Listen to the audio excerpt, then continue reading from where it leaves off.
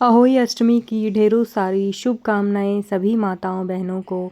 और ये व्रत आपको पता ही होगा कि संतान प्राप्ति के लिए या जिनकी संतान ऑलरेडी होती हैं उन्हीं को करना होता है। मतलब कि जो मम्मियाँ होती हैं, न्यू मदर या ओल्ड मदर, जो भी मदर हैं, उनको ये व्रत की करना होता है। और कई कई जगह पे ये रिवाज है कि शाम को खोलना होता है तारे जो सितारे होते हैं उनको देख करके। और कई जगह पे ये रिवाज होती है कि सुबह में ही कंप्लीट हो जाता है कहानी सुनने के बाद में। तो हमारा सुबह में ही कंप्लीट हो जाता है कहानी सुनने के बाद में, ऐसा कुछ इसका प्रोसेस होता है। और बच्चों के लिए किया जाता है और उसमें स्पेशली बनाते हैं लापसी। तो मैंने सोचा मैं लापसी, हालांकि मैं भी फर्स्ट टाइम बना रही थी, बट मैंने खाई तो बहुत बार है। और मुझे ये भी पता था कि किस तरीके से बनती है, ऐसे ओरली पता था, कभी ऐसे बना करके ट्राई नहीं किया था। तो फर्स्ट टाइम मैं भी बना रही हूँ और ठीक बन गई थी, अच्छी बन गई थी।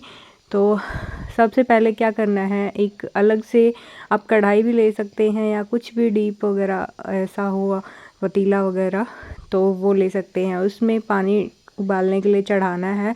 और गुड़ में लापसी बनती है तो वो बहुत ही अच्छी बनती है, चीनी में भी बना सकते हैं, बट मैंने यहाँ पे गुड़ ही लिया है और पानी के अंदर डाल दिया है और वो बॉईल हो जाएगा। अभी मोटे मोटे पीसेस डालेंगे तो बहुत कम टाइम में बॉईल होता है, लेकिन मैंने कटिंग करके डाला है तो बहुत अच्छे से और जल्दी बॉईल हो जाएगा।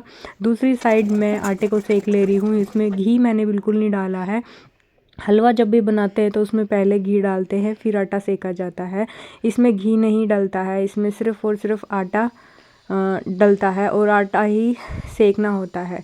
जैसे ही ये गुड़ और पानी मिक्स हो जाएगा, बिल्कुल बॉईल हो जाएगा, तो धीरे धीरे करके हम सेका हुआ आटा जो है, आटे को कच्चा नहीं रखना है, अच्छे से सेक लेना है, मतलब गोल्डन ब्राउन जैसे हम हलवा बनाते हैं ना, ठीक उसी तरीके से।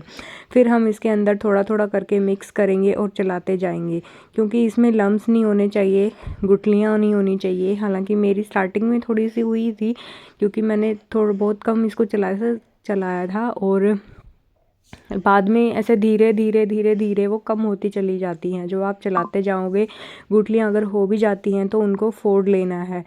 तो मैंने इस तरीके से धीरे धीरे करके इनको फोड़ा भी था और इसको मिक्स करते चली गई थी। तो ये थोड़ा सा मतलब टाइम लगता ही है इसके अंदर। और हाँ, बस एक बात का ध्यान रखना, क्योंकि ये है ना, छींटे बहुत लगते हैं इसमें। जब ये गाढ़ी हो जाती है, थिक हो जाती है, तो ऐसे उबलने जैसी हो जाती है, तो दूर दूर तक छींटे इसमें लगने शुरू हो जाते हैं। तो अपना बचाव ज़रूर कीजिए।